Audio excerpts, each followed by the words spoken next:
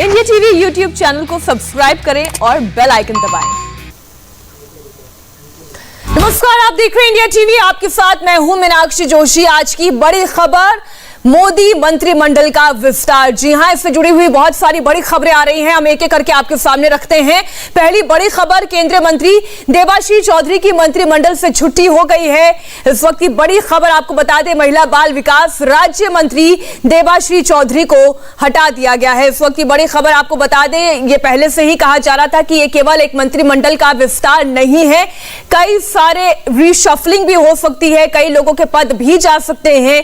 ये प्रधानमंत्री नरेंद्र मोदी के दूसरे कार्यकाल का पहला विस्तार है, जिससे जुड़ी हुई बड़ी खबर आपको बता रहे। महिला राज्य बाल विकास मंत्री देबाश्री चौधरी की मंत्रिमंडल से छुट्टी हो गई है। हमारे सहयोगी देवेंद्र पराशर इस खबर पर लगातार जुड़े हुए हैं, अपडेट दे रहे हैं। देवेंद्र, इस बाबत क्या जानकारी और आपके पास?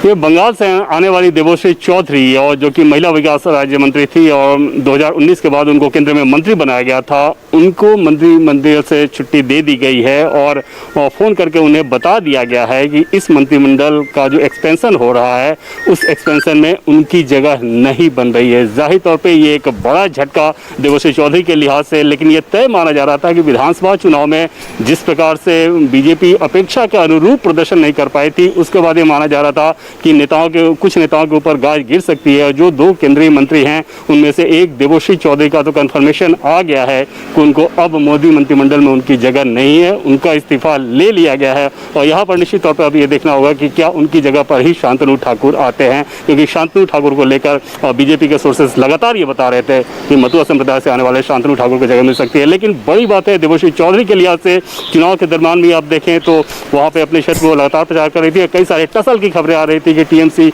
ने उनको घर में नजरबंद कर रखा है और तमाम तरह की चीजें कही गई थी। लेकिन अब जब मंत्रिमंडल विस्तार आज शाम में हो रहा है तो उससे पहले कुछ केंद्रीय मंत्रियों की छुट्टी की बात थी और उसमें तकरीबन 8 से 10 भी बताए जा रहे थे कि इतनी की भी छुट्टी हो सकती है। उसमें पहला कंफर्मेशन, ऑफिशियल कंफर्मेशन हमारे पास है, देबाश्री चौधरी अब मोदी सरकार मंत्रिमंडल की मंत्री नहीं है।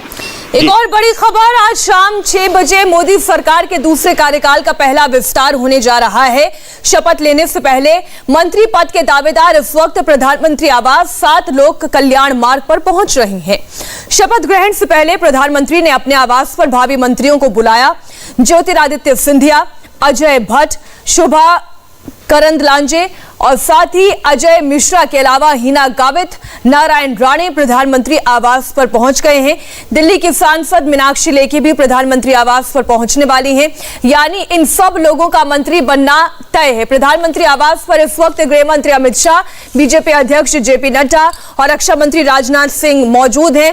और ज्यादा जानकारी हम ले लेते हैं, लगातार हमारे साथ देवेंद्र पराशर जुड़े हुए हैं। देवेंद्र, क्या हम ये माने कि जो लोग प्रधानमंत्री आवास पर पहुंच रहे हैं वो इसलिए पहुंच रहे हैं क्योंकि कैबिनेट विस्तार में उनका नाम तय है?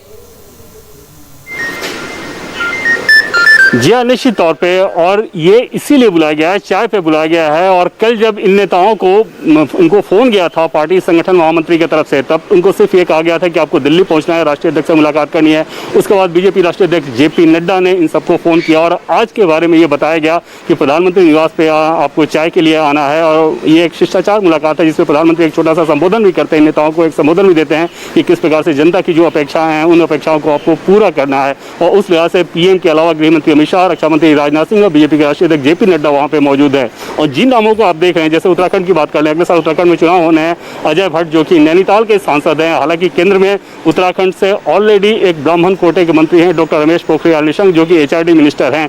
उसके बावजूद दूसरे ब्राह्मण कोटे के मंत्री अजय भट्ट को जगह दी जा रही है, क्योंकि वहाँ पे मुख्यमंत्री जो बनाया गया है वो ठाकुर कम्युनिटी से आने वाले पुष्कर सिंह धामी को मुख्यमंत्री बनाया गया है। तो जाहिर तौर पर ये सीधे सीधे चुनाव को लेकर एक मैसेजिंग समझ सकते हैं। दूसरी चीज़ की, अगर आप उत्तर प्रदेश का नाम देखें या महाराष्ट्र का नाम देखें, महाराष्ट्र का नाम भी बहुत ही ज़्यादा दिलचस्प है और उस लिहाज से आप समझ सकते हैं कि उसका जो पॉलिटिकल इम्प्लीकेशन है वो आगे किस प्रकार का होने वाला है। जैसे एक बिल्कुल देवेंद्र, हम उत्तर प्रदेश की भी बात करेंगे, हम मध्य प्रदेश की भी बात करेंगे। ज्योतिरादित्य सिंधिया भी दिखाई दे रहे थे हमें लगातार तस्वीर में। हम हर राज्य की बात करेंगे जिसमें चुनावी राज्य भी है या वो राज्य भी है जहां पर चुनाव हो चुके हैं, लेकिन अब एक रीसेटलमेंट हो रहा है। अब वो सेटलमेंट क्या है, हम उस पर चर्चा करेंगे। आनंद प्रकाश पांडे इस वक्त हमारे साथ लाइव जुड़े हुए हैं। आनंद, अभी प्रधानमंत्री नरेंद्र मोदी के निवास स्थान पर जो बड़े चेहरे पहुंचे हैं उनमें से कौन कौन है आपके पास और क्या क्या जानकारी है? जी, जैसे कि ज्योतिरादित्य सिंधिया पहुंचे हैं, सर्बानंद सोनोवाल पहुंचे हैं, उसके अलावा हिना गावित, भागवत कराड़ समेत तमाम जो वो नेता हैं जिनको आज प्रधानमंत्री नरेंद्र मोदी के कैबिनेट में शामिल किया जाएगा, वो सब यहाँ पहुंचे हैं। उसके अलावा यहाँ पर राजनाथ सिंह पहुंचे हैं, गृह मंत्री अमित शाह पहुंचे हैं, पार्टी अध्यक्ष जेपी नड्डा पहुंचे हैं, पार्टी के संगठन महामंत्री बी.एल. संतोष पहुंचे हैं। तो चाय पर चर्चा प्रधानमंत्री सभी उन नेताओं के साथ करना चाहते हैं जिनको आज शपथ लेनी है। और ये प्रधानमंत्री के एक हर बार ये परंपरा निभाते हैं कि जो भी नए मंत्रिमंडल में शामिल होते हैं, जो भी चेहरे शामिल होते हैं, उनके पहले वो शपथ के पहले उनसे चाय पर मुलाकात करते हैं, उनको अपना विजन बताते हैं कि प्रधानमंत्री को उनसे क्या उम्मीदें हैं, बतौर मंत्री प्रधानमंत्री क्या चाहते हैं कि वो क्या काम करे, कैसे काम करे, और साथ ही साथ एक सहज भी बनाते हैं। क्योंकि जो जिसने अभी तक प्रधानमंत्री नरेंद्र मोदी के साथ कैबिनेट में काम नहीं किया, मंत्रिमंडल में काम नहीं किया, हो सकता है कि उसके मन में कुछ झिझक हो, उसको ये पता नहीं हो साफ तौर पर कि प्रधानमंत्री क्या उम्मीद करेंगे। तो एक सहज बनाने के लिए भी प्रधानमंत्री शपथ ग्रहण के पहले एक चाय पर चर्चा करते हैं, सबको सहज बनाते हैं, साथ ही साथ अपना विजन उनको बताते हैं और उनसे क्या उम्मीदें हैं वो बताते हैं, और उन लोगों के मन में कुछ शंकाएं हैं या उनका क्या फीडबैक है, क्या क्या उनका मन में विचार है, ये तमाम बातों पर चर्चा करके हल्की फुल्की चर्चा प्रधानमंत्री करते हैं, ताकि जो शपथ ग्रहण के बाद ये तमाम मंत्री जब अपने मंत्रालयों का पोर्टफोलियो संभाले तो उसके बाद प्रधानमंत्री के विजन के अनुसार काम कर सकें। दिनेश मौर्य हमारे साथ मुंबई से जुड़े हुए हैं, तो रुचि कुमार भी हमारे साथ लखनऊ से जुड़े हुए हैं। रुचि, ये कहा जा रहा है कि ये जो मंत्रिमंडल विस्तार है ये चुनावी राज्यों को भी ध्यान में रखते हुए इसमें कुछ ऐसे चेहरे दिखाई देंगे जिससे ये समझ में आएगा कि कैसे भारतीय जनता पार्टी अपनों को भी साथ रही है, चुनावी राज्यों में भी अपनी पकड़ को और मजबूत बना रही है, अपने सहयोगियों को महत्वपूर्ण जिम्मेदारी, महत्वपूर्ण पद देकर। आपके पास अभी तक क्या इनसाइड स्टोरी है, क्या इनपुट्स है? देखिए, ऐसा है, ये कहा जा रहा है कि जो मंत्रिमंडल विस्तार होगा, उत्तर प्रदेश में विधानसभा चुनाव है, लिहाजा बहुत ज़्यादा यहाँ के बारे में लेकर मीटिंग्स हुई हैं और ये कोशिश की जा रही है कि हर वर्ग को रिप्रेजेंटेशन दिया जाए। जैसे यूपी में कहा जा रहा है कि ब्राह्मण इस समय बीजेपी सरकार से नाराज है, तो ब्राह्मणों का भी प्रतिनिधित्व होगा, बैकवर्ड्स का होगा, दलितों का होगा, तो इस तरह से सभी का प्रतिनिधित्व होगा, ऐसी बातें यहाँ चल रही हैं। लेकिन अभी एक संजय निषाद का एक वीडियो आया है जो निषाद पार्टी के हैं और उनका बेटा एमपी है, और उसने ऐसा कहा है उन्होंने कि निषादों को जरूर प्रतिनिधित्व मिलना चाहिए। अगर अपना दल को अनुप्रिया पटेल को मंत्री बनाया जाता है तो निषाद पार्टी को के एमपी को भी मंत्री बनाया जाना चाहिए, इस तरह की मांग उन्होंने की है। और निषाद पार्टी उत्तर प्रदेश में मायने रखती है, ऐसा कहा जाता है करीब 100 सीट ऐसी हैं जिसमें निषादों का वोट है।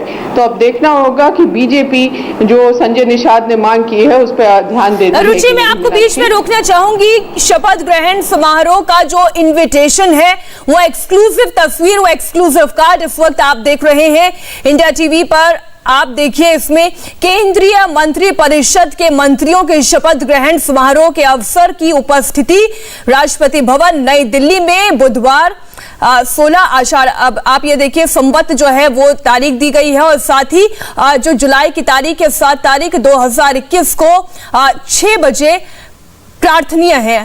पूरी जानकारी इस वक्त आपके सामने है। शपथ ग्रहण समारोह ठीक 6 बजे होगा। ज्यादा जानकारी ले लेते हैं, संवाददाता देवेंद्र पराशर हमारे साथ जुड़े हुए हैं। ये बहुत महत्वपूर्ण और ये एक्सक्लूसिव इनपुट आया है जो हमारे दर्शक अभी देख रहे हैं। लेकिन चेहरे कौन कौन होंगे इस नए मंत्रिमंडल विस्तार में? देवेंद्र, किन किन चीजों को साधा गया है? क्योंकि कहा यह गया कि युवा और अनुभवी नेताओं का बैलेंस इसमें दिखाई देगा, इसमें गठबंधन के सहयोगियों को साथ में सम्मान दिया जाएगा, इसमें SC ST OBC यानी जातिगत समीकरणों को भी साधने की कोशिश होगी। बहुत सारी चीजें इस मंत्रिमंडल में होगी जो विस्तार होगा। आप अपनी राजनीतिक नजर से इसे बताएं कि क्या क्या होने जा रहा है।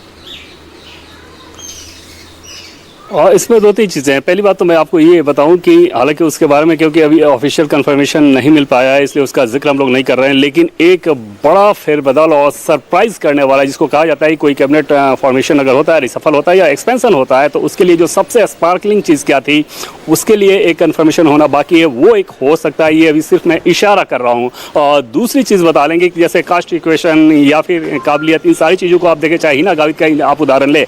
हिना गावित महाराष्ट्र के नंदुरबार क्षेत्र चुकी हैं। और पिछली बार जब लोकसभा वो जीती थी तो सबसे कम उम्र की, तब उनकी उम्र बमुश्किल 25 साल थी और सबसे कम उनकी सांसद बनी थी। और जिस क्षेत्र में वो जीती थी तकरीबन 42 साल से माणिक राउत जो कि कांग्रेस के बहुत वेटरन लीडर महाराष्ट्र के रहे हैं, उनको हरा के इन्होंने चुनाव जीता था। डॉक्टर हैं प्रोफेशन से, आदिवासी समुदाय से आती हैं, तो आप अंदाज़ा लगा सकती हैं कि ये कितनी क्लियर मैसेजिंग है। और 2019 में जब प्रधानमंत्री राष्ट्रपति के अभिभाषण के धन्यवाद प्रस्ताव पर अपना वक्तव्य रख रहे थे तो उस दरमियान उन्होंने 2 नेताओं का जिक्र किया था कि इनका संवाद सुनिए, ये कितना अच्छा बोल रहे थे। तो उसमें एक प्रताप चंद्र सारंगी का जिक्र किया था जो कि उड़ीसा से आते हैं, अभी ऑलरेडी केंद्र में मंत्री हैं। और दूसरा जो जिक्र किया था वो हिना गावित का जिक्र किया था। और हिना गावित ने तब के अपने संबोधन में ये उदाहरण देकर बताया था कि कांग्रेस के इतने लंबे के शासनकाल में किस प्रकार से एक मोतियाबिंद तक का ऑपरेशन नहीं हुआ था एक बुजुर्ग व्यक्ति का, और हिना गावित ने उसका ऑपरेशन कराया था।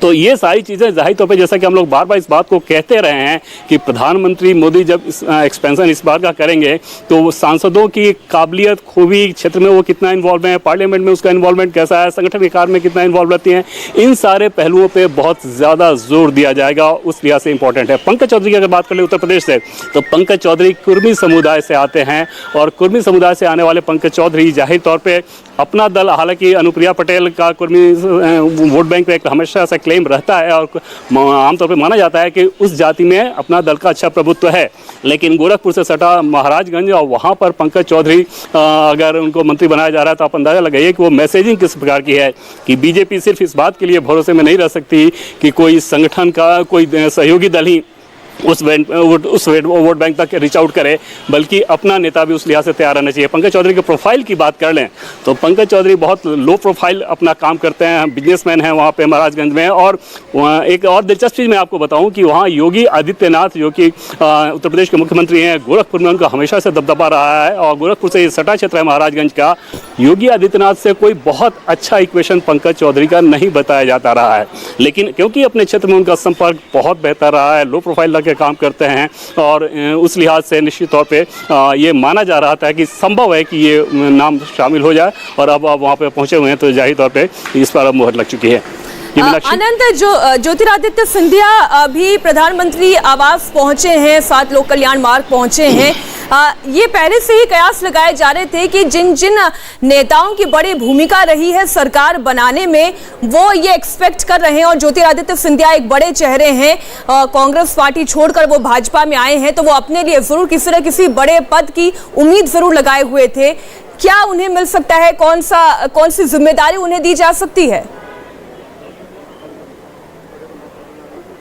जी बिल्कुल, ज्योतिरादित्य सिंधिया ने जिस तरह से मध्य प्रदेश में बीजेपी की फिर से सरकार बनवाने में बड़ी भूमिका निभाई, न सिर्फ वो बीजेपी में आए बल्कि उनके साथ साथ 2 दर्जन से ज़्यादा कांग्रेस के जो विधायक थे उन्होंने भी पाला बदला, जिसके बाद नतीजा ये निकला कि शिवराज सिंह चौहान फिर से मुख्यमंत्री बने। तो जाहिर तौर पर लंबे समय से ये कहा जा रहा था कि ज्योतिरादित्य सिंधिया को बीजेपी ने भरोसा दिया है कि वो उनके सम्मान का ध्यान रखेगी, उनको एक बड़ा पद दिया जाएगा। तभी उनको बता दिया गया था कि हम आपको राज्यसभा लाएंगे और केंद्रीय मंत्री भी बनाएंगे। हालांकि इसमें देरी हुई, लगभग 15 महीने का समय लगा, लेकिन अब ज्योतिरादित्य सिंधिया को जो वादा किया गया था वो पूरा होने का समय आ गया। वो भी यहाँ पे प्रधानमंत्री निवास पहुंचे हुए, प्रधानमंत्री के साथ वो भी चाय पी रहे और ये बताया जा रहा है कोई भारी भरकम मंत्रालय उनको दिया जा सकता है, जिसमें या तो सिविल एविएशन होगा या फिर स्किल डेवलपमेंट मिनिस्ट्री को लेकर ये नाम चल रहा है। चूंकि ज्योतिरादित्य सिंधिया युवा है और ऐसे में उनसे उम्मीद की जाएगी कि वो युवाओं के लिए जो मंत्रालय उसमें काम करे, तो ऐसे में स्किल डेवलपमेंट मिनिस्ट्री या फिर सिविल एविएशन मिनिस्ट्री को लेकर चर्चाएं चल रही है। और साथ ही साथ ज्योतिरादित्य सिंधिया को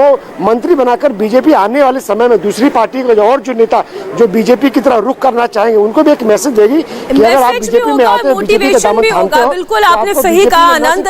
रुचि भी हमारे साथ लखनऊ से जुड़ी हुई है। रुचि, आप ये बताएं कि उत्तर प्रदेश में आगामी विधानसभा चुनावों के मद्देनजर पार्टी वैसे भी बहुत मंत्रणाएं कर रही थी, रणनीतियां बना रही थी और जब अपना कैबिनेट एक्सपेंशन कर रही है तो किन किन चेहरों को वो अपने मंत्रिमंडल में जगह दे सकती हैं जो उत्तर प्रदेश से आते हैं?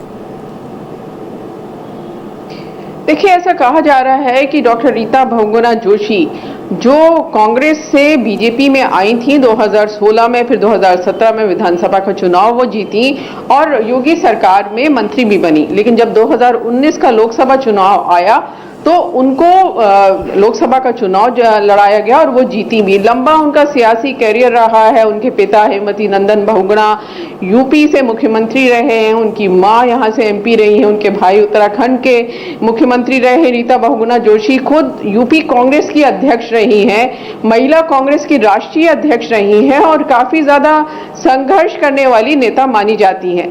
तो ऐसा कहा जा रहा है कि जो ब्राह्मण नाराज हैं बीजेपी से और नाराजगी की कई वजह भी बताई जाती हैं, तो ब्राह्मणों को खुश करने के लिए रीता बहुगुणा जोशी को मंत्री बनाया जा सकता है, ऐसे यहाँ कयास लगाए जा रहे हैं। और साथ में जो पूरी जो यूपी की राजनीति है, जो चुनाव होता है उसमें जब वोट पड़ते हैं तो वो जातियों के आधार पे ही पड़ते हैं। तो जो ओबीसी है उसमें ओबीसी जो यहाँ यूपी का है वो एकमुश्त वोट नहीं करता, उसकी जो जातियां हैं वो अलग अलग वोट करती हैं। तो वो चाहे राजभर हो, जो बाकी जातियां हो, उनको लुभाने के लिए बीजेपी ओबीसी कोटे से भी मंत्री बना सकती है, दलित कोटे से भी बना सकती है। तो इस तरह के कयास यहाँ पे लगाए जा रहे हैं, मंत्रियों के नाम चल रहे हैं कि ये मंत्री बन रहे हैं, वो मंत्री बन रहे हैं। लेकिन निषाद पार्टी का भी कहा जा रहा था कि मंत्री बनेगा, क्योंकि संजय निषाद ने कहा था कि वो उप मुख्यमंत्री का पद चाहते हैं उत्तर प्रदेश में।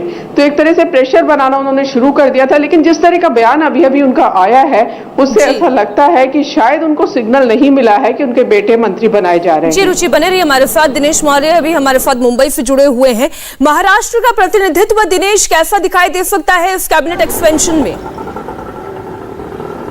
देखिए, नारायण राणे से मैं शुरू करना चाहूँगा। नारायण राणे को कैबिनेट में जगह देकर एक साथ 3 बड़े मकसद साधने की कोशिश बीजेपी द्वारा की गई है। राणे बड़े मराठा नेता माने जाते हैं। महाराष्ट्र में मराठा आरक्षण को लेकर धीरे धीरे यहाँ का जो मराठा समाज है वो उभल रहा है, बड़े आंदोलन करने की बात कर रहा है। ऐसे में राणे जैसे बड़े नेता को केंद्र में जगह देकर एक मैसेज देने की बीजेपी द्वारा कोशिश की जा रही है कि वो मराठा समाज के साथ और उनके जो बड़े नेता है उनका वो सम्मान करते हैं और उन्हें केंद्र में हिस्सेदारी देते हैं। तो ये एक मैसेज हो गया। इसके अलावा जो है नारायण राणे जो है शिवसेना के कट्टर विरोधी हैं।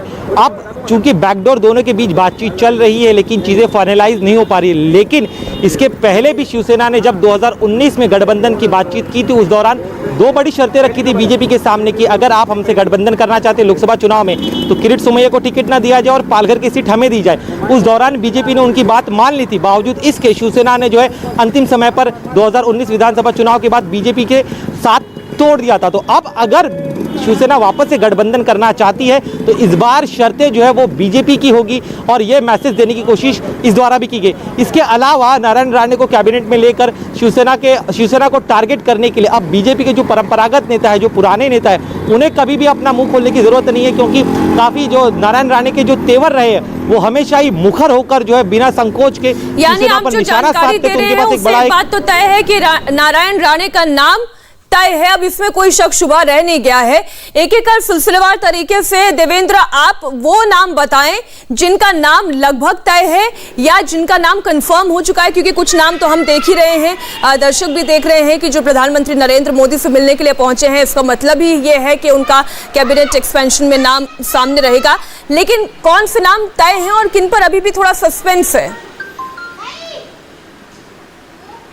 जैसे जो नाम तय है, जो वहाँ पे पहुँचे हुए हैं, उन नामों की अगर आप बात कर लें तो भूपेंद्र यादव, जो कि अभी बीजेपी के महामंत्री हैं, राष्ट्रीय महामंत्री हैं बीजेपी के, कई राज्यों के इंचार्ज रहे हैं और पार्टी के बेहद भरोसेमंद ट्रबल शूटर के तौर पे जाने जाते हैं। आप बिहार की बात कर लें, उत्तर प्रदेश के चुनाव अभियान के समय भी उनको लगाया गया था, गुजरात के प्रभारी रहे हैं और अभी जब तेलंगाना में लोकल बॉडी इलेक्शन हो रहा था तो वहाँ पर उनको लगाया गया था। तो पार्टी के एक तरह से ट्रबल शूटर माने जाते हैं और पार्लियामेंट में भी बहुत एक्टिव रहते हैं, पार्लियामेंट के कामकाज में बहुत ज़्यादा एक्टिव रहते हैं। तो उस लिहाज से भूपेंद्र यादव के बारे में पहले से ये बहुत ज़्यादा संभावना जताई जा रही थी। हालांकि एक भ्रम ये ज़रूर बना हुआ था कि क्या, क्योंकि इस संगठन में उनकी भूमिका बहुत महत्वपूर्ण है, तो ऐसे में क्या गृह मंत्री अमित शाह या पीएम मोदी ये चाहेंगे कि संगठन से लाकर उनको सरकार में लाया जाए। लेकिन अब वो होता दिखाई दे रहा है और अगर भूपेंद्र यादव आ रहे हैं तो इसकी संभावना बहुत ज़्यादा रहेगी कि विधि एवं न्याय मंत्रालय की जिम्मेदारी उनके ऊपर दी जा सकती है। अभी मैं आपको थोड़ा सा रोकना चाहूंगी देवेंद्र, क्योंकि एक और नाम कंफर्म हो गया है। वो नाम है जालौन के सांसद को भी मंत्रिमंडल में जगह दी जाएगी।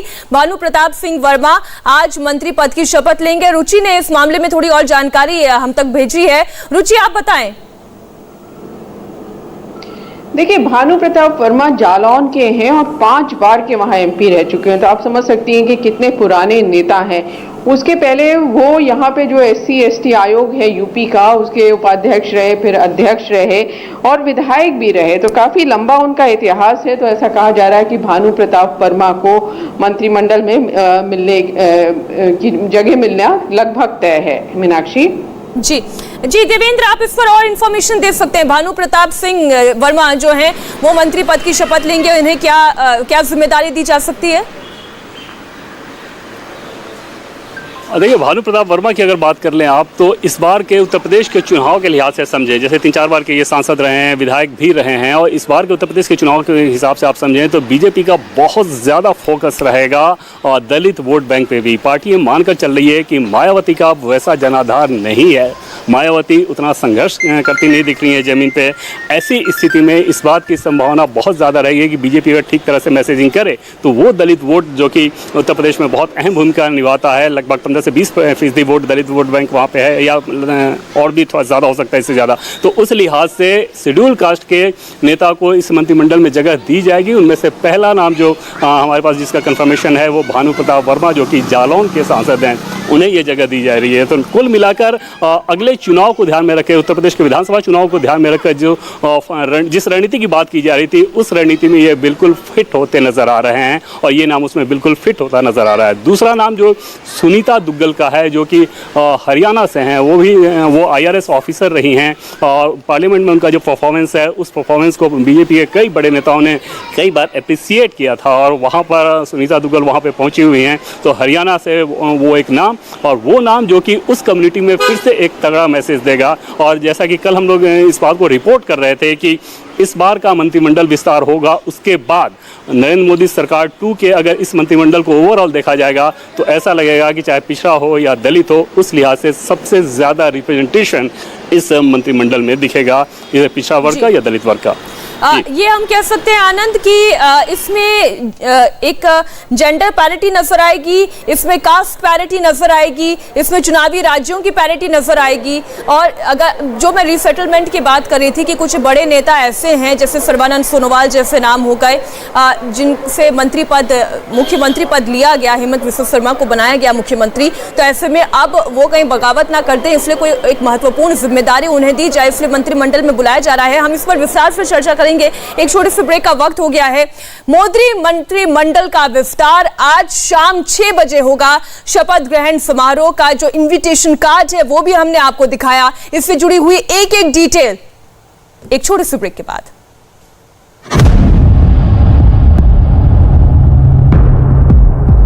हम बात करने वाले हैं प्रधानमंत्री नरेंद्र मोदी के मंत्रिमंडल विस्तार की। अब की बार ओबीसी सरकार।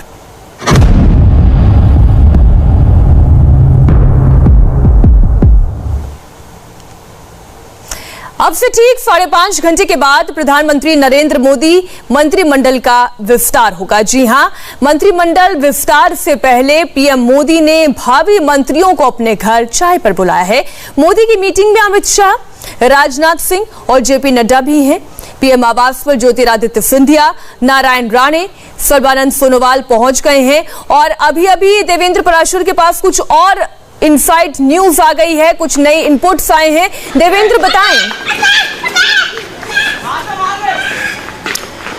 और बिहार के संदर्भ में आप देखें तो पहले जेडीयू की अगर बात कर लें तो वहाँ से बहुत दिलचस्प ये रहा कि लगातार ये एक तरह से कह सकते हैं कि जेडीयू के अंदर खींचतान थी कि राजीव रंजन उर्फ ललन सिंह होंगे या आरसीपी सिंह होंगे, और इसके लिए जेडीयू ने पहले जो 2 कैबिनेट मंत्रालय की कोशिश की थी उसके पीछे वजह यही थी कि उन दोनों नेताओं को नीतीश कुमार भेजना चाहते थे। लेकिन क्योंकि उनकी बड़ी समस्या ये है कि दोनों ही नेताओं के बेहद करीबी और पार्टी सेक्रेटरी में प्रभावी माने जाते रहे हैं। लेकिन अब आरसीपी सिंह जो कि जेडीयू के राष्ट्रीय अध्यक्ष भी हैं, वो 7L में पहुंचे हुए हैं, वो मंत्री बन रहे हैं, राजीव रंजन सिंह नहीं बन रहे हैं।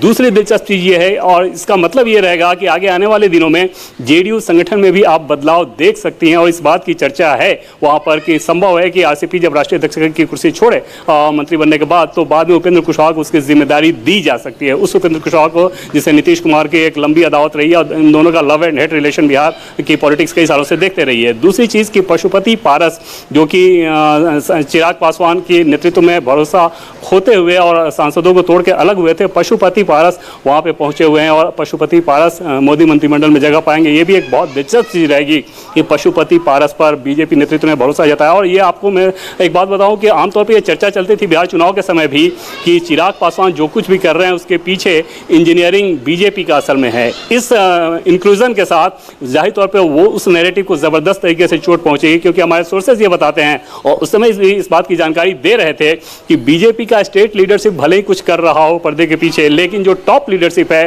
वो चिराग पासवान के चाहे बयान हो या राजनीतिक कार्यशैली हो, जो तरीके थे उससे बिल्कुल भी खुश नहीं थी।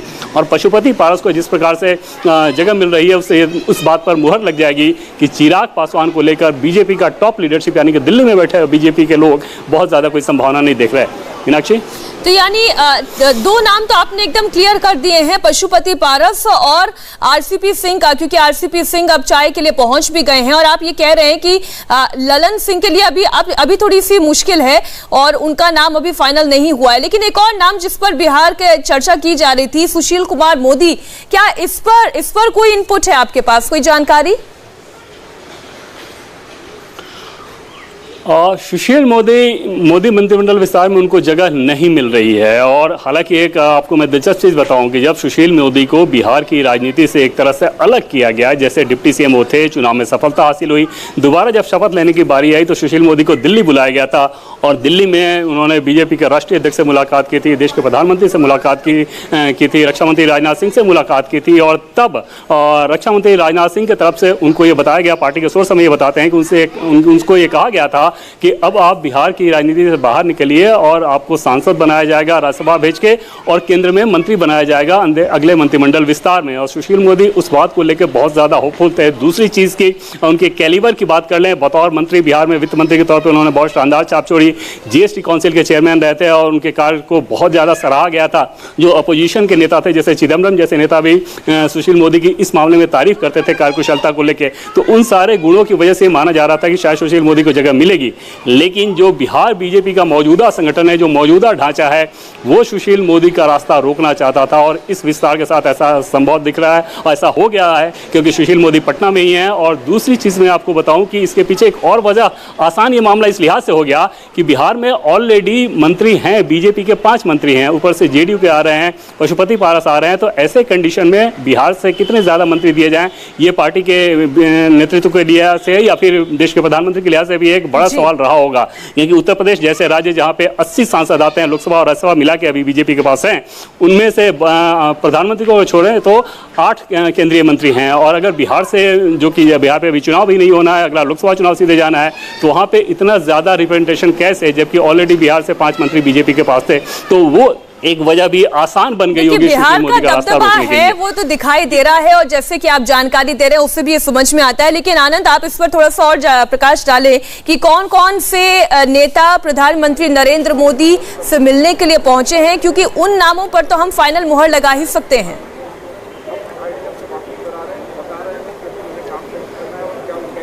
जी देखिए, अब आपको ये बताएं कि जो नेता यहाँ पहुँचे हैं उससे एक ये भी अंदाज़ा लग सकता है कि कौन मंत्रिमंडल से बाहर हो सकता है।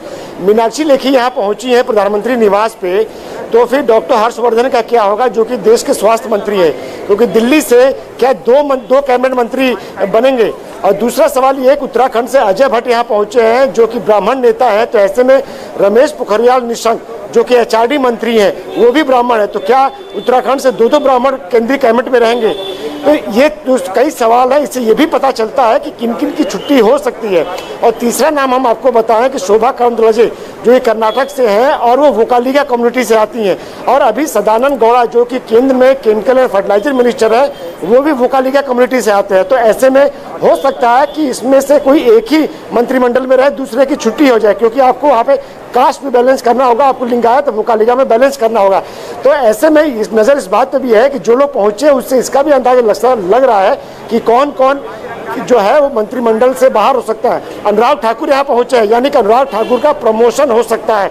उसके अलावा यहाँ पर जैसा कि हमने बताया कि महाराष्ट्र के 3 नेता यहाँ पर पहुँचे हैं, नारायण राणे पहुँचे हैं, ज्योतिरादित्य सिंधिया पहुँचे हैं, सर्बानंद सोनोवाल पहुँचे हैं। तो तमाम वो नेता है जिनका प्रमोशन की बात कही, तो एक नाम अर्जुन राम मेघवाल का भी चल रहा है, उनका भी प्रमोशन हो सकता है। जी बिल्कुल, उनका भी प्रमोशन हो सकता है। वो प्रशासनिक अधिकारी रहे हैं और वो लगातार वो सांसद रहे हैं, तो ऐसे में और उन्होंने बखूबी जो उनके पास अभी जिम्मेदारी है संसदीय कार्य मंत्री के तौर पर, उन्होंने अपनी जिम्मेदारी बखूबी निभाई है और लगातार जो संसद की जो कार्रवाई होती है उसको सुचारू रूप से चलाने में और जो तमाम जो पॉलिटिकल पार्टीज है, विपक्ष के नेताओं से जो बातचीत है उनको सरकार के एजेंडे पे मनाने के लिए, बातचीत करने के लिए उनका जो रवैया है वो सबको पसंद आता है। तो जाहिर तौर पर उनको भी इनाम मिल सकता है, उनका भी प्रमोशन हो सकता है। उसके अलावा जो आप पहले भी हम लोग चर्चा कर रहे थे कि प्रधानमंत्री नरेंद्र मोदी ने इस बार जो हर सेक्टर से जो चुनिंदा लोग हैं जो कि अपने सेक्टर के माहिर आदमी हैं उनको इस बार कैबिनेट में जगह दी जाएगी, उन लोगों को भी इस मंत्रिमंडल में जगह दी जाएगी। रुचि, आप ये बताएं कि इस कैबिनेट विस्तार के बारे में कहा जा रहा है कि अब जो मंत्रिमंडल का चेहरा होगा अब की बार ओबीसी सरकार, इसलिए ये टैगलाइन हम इसलिए भी बोल रहे हैं रुचि क्योंकि कई सारे ऐसे चेहरे हैं जो पिछड़े वर्ग से आते हैं, अब उनका प्रतिनिधित्व बढ़ेगा मंत्रिमंडल में। देखिए, क्योंकि यूपी में चुनाव होना है और ओबीसी बहुत बड़ा फैक्टर होने जा रहा है, यूपी में हमेशा से रहा है और इस बार भी होने जा रहा है। मैं माफ कीजिए, आपको रोकना चाहूंगी, देवेंद्र इशारा कर रहे हैं। जी देवेंद्र, बताएं। एक बहुत टॉप सोर्स से मैं आपको नाम बताने जा रहा हूं, एक एक करके हम लोग नाम बताते हैं कि आज जो शाम का विस्तार होगा लगभग यही नाम शामिल होंगे। पहला नाम ज्योतिरादित्य सिंधिया जो कि मध्य प्रदेश के नेता है, दूसरा नाम है सर्बानंद सोनोवाल का जो कि असम के हैं, पशुपति नाथ पारस जो कि बिहार से हैं, चौथा नाम नारायण राणे जो कि महाराष्ट्र हैं, पांचवा नाम भूपेंद्र यादव जो कि हरियाणा और राजस्थान दोनों जगह की पॉलिटिक्स में बहुत इन्वॉल्व रहते हैं, छठा नाम अनुप्रिया पटेल जो कि उत्तर प्रदेश से हैं, सातवां नाम कपिल पाटिल जो कि महाराष्ट्र से हैं, आठवां नाम मीनाक्षी लेखी जो दिल्ली से हैं, नौवां नाम राहुल कसावा जो कि राजस्थान के जाट लीडर हैं, 10वां नाम अश्वनी वैष्णव जो कि मूल रूप से राजस्थान के रहने वाले हैं, पूर्व ब्यूरोक्रेट हैं, पूर्व बिजनेसमैन भी हैं और पूर्व ब्यूरोक्रेट हैं और उड़ीसा कैडर के अधिकारी रहे हैं। पहले कुछ साल पहले ही बीजेपी में आए थे, उसके बाद ये इनको राज्यसभा की सीट दी गई थी। बीजेडी के बहुत करीबी हुआ करते थे और बहुत परफॉर्मर माने जाते हैं। अटल बिहारी वाजपेयी के समय उनके सेक्रेटरी हुआ करते थे। इसके अलावा 11वां नाम शांतनु ठाकुर जो कि मतुआ संप्रदाय के बंगाल के आने वाले नेता हैं, शांतनु ठाकुर, उन्हें जगह दी जा रही है। 12वां नाम विनोद सोनकर, हालांकि विनोद सोनकर लगातार इस बात को खारिज करते रहे हैं, तो उस पर थोड़ा सा एक संशय जरूर है कि क्या विनोद सोनकर को जगह मिल रही है, क्योंकि भानु प्रताप वर्मा को जगह दे दी गई है। इसका 13वां नाम पंकज चौधरी, 14वां नाम आरसीपी सिंह जो कि जेडीयू कोटे से हैं, 15वां नाम दिलेश्वर कामत, छठा नाम चंद्रेश्वर प्रसाद चंद्रवंशी जो कि जेडीयू से हैं, और रामनाथ ठाकुर, इसके अलावा राजकुमार रंजन, बीएल वर्मा जो कि उत्तर प्रदेश हैं, जैसे कि पहले मैंने आपको बताया था कि ये भी शेड्यूल कास्ट के हैं, अजय मिश्रा जो कि लखीमपुर खीरी के ब्राह्मण कोटे से हैं, लखीमपुर खीरी के ये सांसद हैं, दूसरी बार के सांसद हैं, हिना गावित जो कि महाराष्ट्र हैं, आदिवासी समुदाय से आती है, पहले हम लोग इनके बारे में बात कर चुके हैं, शोभा करंदलाजे जो कि कर्नाटका से हैं, और इसके अलावा अजय भट्ट जो कि उत्तराखंड से हैं, और प्रीतम मुंडे जो कि महाराष्ट्र हैं। ये वो नाम हैं जो कि आज शाम में जब 6 बजे शपथ ग्रहण समारोह होगा तो ये नाम आपको दिखेंगे मंत्री पद की शपथ लेते हुए। बिल्कुल देवेंद्र, आप बने रहिए हमारे साथ। इस वक्त की सबसे बड़ी खबर देवेंद्र पराशर दे रहे हैं इंडिया टीवी पर। आप सबसे पहले देख रहे हैं मंत्रिमंडल विस्तार में कौन कौन से बड़े नाम शामिल होंगे। इसमें आपको बता दें ज्योतिरादित्य सिंधिया मध्य प्रदेश से आते हैं, उन्हें मंत्रिमंडल में जगह दी जाएगी, बड़ी जिम्मेदारी दी जा सकती है। उन्होंने मध्य प्रदेश में सरकार बनाने में भारतीय जनता पार्टी की एक बड़ा रोल निभाया, बल्कि अगर यूं कहा जाए कि उनकी वजह से सरकार भारतीय जनता पार्टी की मध्य प्रदेश में बन पाई तो कहना गलत नहीं होगा। दूसरा नाम सर्बानंद सोनोवाल का है। आप जानते हैं कि असम के मुख्यमंत्री रहे हैं। इस बार जब चुनाव हुआ हेमंत बिस्वा शर्मा को कमान सौंप दी गई असम की, और सर्बानंद सोनोवाल को शायद तभी वादा कर दिया गया होगा कि आपको दिल्ली बुलाया जाएगा, जिम्मेदारी आपको दिल्ली की दी जाएगी, तो यहां पर सर्बानंद सोनोवाल का भी नाम तय हो गया है। तीसरा नाम पशुपति पारस का, जैसा कि देवेंद्र पराशर जानकारी दे रहे हैं। देवेंद्र, अगर हम पशुपति पारस की बात करें तो ये एक ऐसा नाम है जो एक साथ दो हितों को भारतीय जनता पार्टी की साधता है। पहला तो ये कि ये एक पिछड़े वर्ग का प्रतिनिधित्व भी हो जाएगा, और दूसरा ये कि अपने सहयोगियों को साधने का एक ये तरीका भी हो जाएगा, और बिहार की जो आप जानकारी दे रहे हैं कि उनका प्रतिनिधित्व बढ़ेगा, उनका दबदबा रहेगा। ये तीन चीजें इसमें दिखाई देती है केवल एक नाम में। देखिए, निर्भर करेगा इस बात पर कि पशुपति पारस कितनी छाप छोड़ पाते हैं अपनी कम्युनिटी में, क्योंकि अभी तक पशुपति पारस की जो छवि रही है वो सिर्फ रामविलास पासवान के भाई के तौर पे रही है। और अब अगर आप समझ सकती हैं कि किसी भी समाज में अगर भाई और बेटे दोनों को के अंदर अगर विरासत को लेकर संघर्ष हो तो किसका दावा ज़्यादा मजबूत हो सकता है। उस लिहाज से चिराग पासवान के पास निश्चित तौर पर अपनी कम्युनिटी में ये एक एडवांटेज रहेगा, लेकिन फर्क पड़ेगा इस बात पर कि दोनों में से कौन सा नेता ग्राउंड पर ज़्यादा काम करता है और रीच आउट करने की कोशिश करता है। अगर पशुपति पारस को जैसा कि ग्राउंड पे उस तरह से काम करते दिखाई दिए, क्योंकि उनको मंत्री बनाया गया, तो इसी लिहाज से कि रीच आउट करें, लोगों के बीच जाएं और अपनी छवि बढ़ाएं, और सिर्फ इस बात के लिए नहीं कि आप रामविलास पासवान के भाई थे, बल्कि अपने एक नेता के तौर पर अपने आप को विकसित करें, तब जाकर ये जो स्कीम है वो फुलफिल होता नजर आएगा। बिल्कुल, देवेंद्र आप बने रहिए हमारे साथ। कुछ और नाम है, क्योंकि जल्दी जल्दी हम दर्शकों को हर नाम के बारे में थोड़ी सी जानकारी दे देते हैं। नारायण राणे एक और नाम है जिसे भी कंफर्म कर रहे हैं देवेंद्र पराशर, टॉप सोर्स से उनके पास ये पूरी डिटेल आई है और हमारे साथ दिनेश मौर्य जुड़े हुए हैं, इस पर वो और ज्यादा जानकारी दे पाएंगे। नारायण राणे का नाम दिनेश आप भी कह रहे थे कि ये कंफर्म है, इसमें कोई शक नहीं है, कोई संदेह नहीं है। जी बिल्कुल, देखिए उनके बेटे हैं नीतेश राणे, उनसे भी हमने बात की तो उन्होंने भी कहा था कि उन्हें बाकायदा बुलाया गया था और 2 मंत्रालयों का भी जिक्र नीतेश राणे कर रहे थे। हम थोड़ा इंतजार करेंगे उन मंत्रालयों के बारे में, लेकिन उन्हें कंफर्म किया है कि उनका भी नंबर लग गया है। जब से बीजेपी में उन्हें शामिल किया गया था तब उन्हें वादा किया गया था कि सरकार में देवेंद्र एक और बड़ी इंफॉर्मेशन दे रहे हैं। जी देवेंद्र बताएं। मीनाक्षी, एक टॉप सोर्स ने अभी सूचना दी है कि देश के एचआरडी मिनिस्टर को ये बता दिया गया है, और जो सोर्स हैं वो एचआरडी मिनिस्टर के बहुत करीबी सोर्स हैं। उन्होंने ये बताया है कि उनको ये जानकारी दे दी गई है कि मोदी मंत्रिमंडल से उनको ड्रॉप किया जा रहा है। और जैसा कि पहले हम लोग चर्चा कर रहे थे जब अजय भट्ट वहाँ पे आए कि क्या 2 ब्राह्मण को एक साथ रखा जाएगा, क्योंकि आमतौर पर होता ये है कि अगर राज्य में बीजेपी की सरकार है और केंद्र में भी सरकार है तो राज्य में अगर ठाकुर होगा तो केंद्र में एक ब्राह्मण प्रतिनिधित्व करते हैं। और ऐसे में डॉक्टर रमेश पोखरियाल निशंक, जो कि एचआरडी मिनिस्ट्री यानी कि अब जो शिक्षा मंत्रालय हो गया है, वो संभाल रहे थे, और अजय भट्ट को जब शपथ दिलाई जा रही है तो डॉक्टर रमेश पोखरियाल निशंक को यह बता दिया गया। और जिन मंत्रियों के ड्रॉप करने के बारे में हम लोग सूचना दे रहे हैं वो ऐसा किया जा रहा है कि उस मंत्री के पास कॉल जा रहा है और कॉल करके उनको बताया जा रहा है कि मंत्रिमंडल का जो रिसफल हो रहा है या एक्सपेंशन हो रहा है, इसमें आपको जिम्मेदारी से मुक्त किया जा रहा है, आपको ड्रॉप किया जा रहा है। तो डॉक्टर रमेश पोखरियाल निशंक को ड्रॉप करना निश्चित तौर पर, उत्तराखंड में आगे चुनाव है, रमेश पोखरियाल निशंक ये उम्मीद नहीं कर रहे होंगे। देवेंद्र बहुत इंपॉर्टेंट इंफॉर्मेशन आप दे रहे हैं अभी तक। जी देवेंद्र, अभी तक आपने जो 2 नाम कंफर्म किए हैं जिन्हें मंत्रिमंडल से ड्रॉप किया जा रहा है, उसमें से एक नाम है देबाश्री चौधरी का, जिसके बारे में आपने पहले इंफॉर्मेशन दी, और अब ये दूसरा नाम जो क्लियर हो चुका है रमेश पोखरियाल निशंक का, जिन्हें इस मंत्रिमंडल रीशफलिंग में या एक्सटेंशन में ड्रॉप किया जा रहा है। इस वक्त की बड़ी खबर आपको बता दें, ये 2 नाम हैं जो अभी तक कंफर्म हो गए हैं,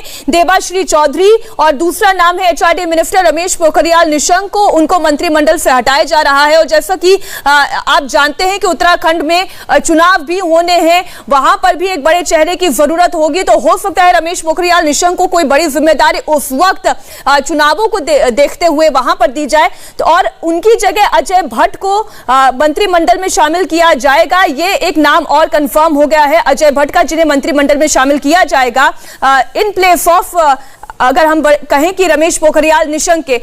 जी देवेंद्र, आपके पास और क्या इनपुट?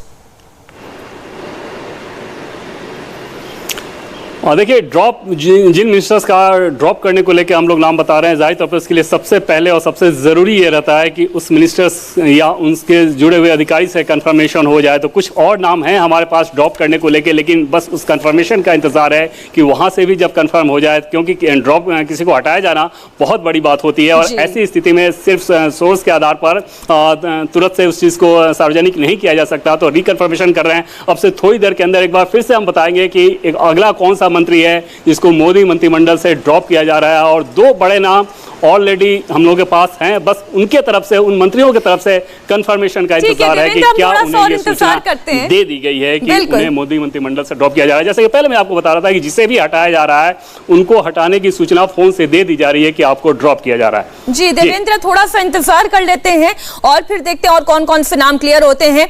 आनंद, अब हम कुछ और नामों की अगर बात करें तो भूपेंद्र यादव, जिन्हें मंत्रिमंडल में जगह दी जाएगी। ये बीजेपी के राष्ट्रीय महासचिव हैं और ये कहा जाता है कि इनके ऊपर बहुत सारी और जिम्मेदारियां दी जाती हैं और बहुत महत्वपूर्ण पद ये जो है बतौर महासचिव निभाते आए हैं और बहुत ही भरोसेमंद भी कहे जाते हैं। हम इस पर आपसे थोड़ी सी और जानकारी लेंगे। हमें कह दिया गया है कि एक छोटा सा ब्रेक हमें यहाँ पर लेना होगा। इस छोटे से ब्रेक के बाद हर नाम पर डिटेल में चर्चा।